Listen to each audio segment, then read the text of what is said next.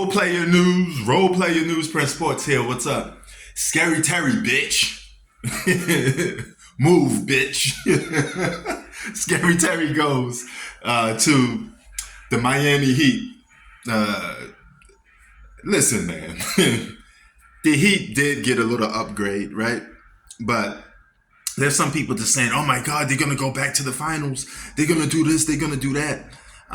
They're pretty much the same team that they was even with Cal Lowry, cause Scary Terry just takes his place. He plays the same role to a certain extent. Now, he's a much better player than Cal Lowry, dog, at this point, because Cal Lowry's older.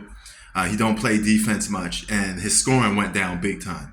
So Terry Rozier is a better scorer, and he's a better defender than Cal Lowry. So it's an upgrade for the Miami Heat. But let's just put this in perspective a little bit. He averaged 23 points on a bad team. Okay, now you look at that, you said that's borderline all-star numbers. You know, guys could be an all-star with those type of numbers. Yes, but that doesn't mean he's a real all-star just because he was averaging 20 a game. He did that on a bad team. Somebody has to score points on a bad team. You have to get to 90. You have to get to 100. Bad teams still score points. So it's not like, oh, you get 15, I get 15. It don't work like that. You know, somebody's going to take a bulk of the shots on a bad basketball team. And that's the difference between being a winner and being a loser, because anybody can rank up stats, especially in today's league. But can you win? That's the thing that separates you. Because if you could put up empty numbers on a bad team, that's all you're doing is putting up empty numbers on a bad team with no effect, right? It's the same thing for a superstar. If a superstar is putting up big numbers on a title contending team, but he can't win, then that means he's failing.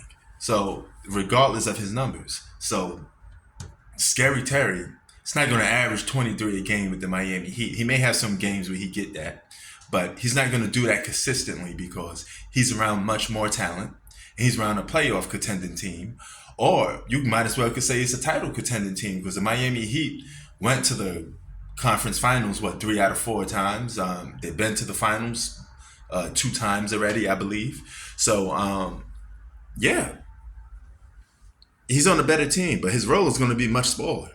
So that doesn't mean he's going to be like the X factor that helped them win. They're still going to be in the same position as they are now. They're always going to be the underdogs compared to Boston Celtics and Milwaukee Bucks, even though the Miami Heat, before Terry Rozier got there, they beat the Milwaukee Bucks twice. They beat the Celtics twice. They beat every team in the Eastern Conference, okay? So there's not a team in the Eastern Conference the Miami Heat fear.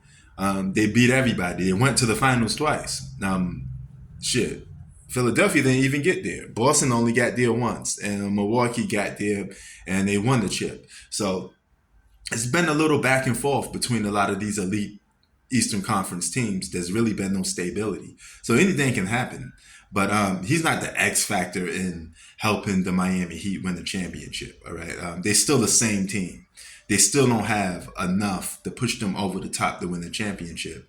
But they may have just enough, as they did last year, to get to the Eastern Conference Finals, or to get to the NBA Finals again and get beat down by some Western Conference team. It's almost a given.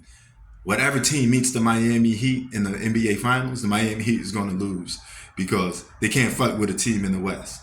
It's as simple as that. Sports out. Peace.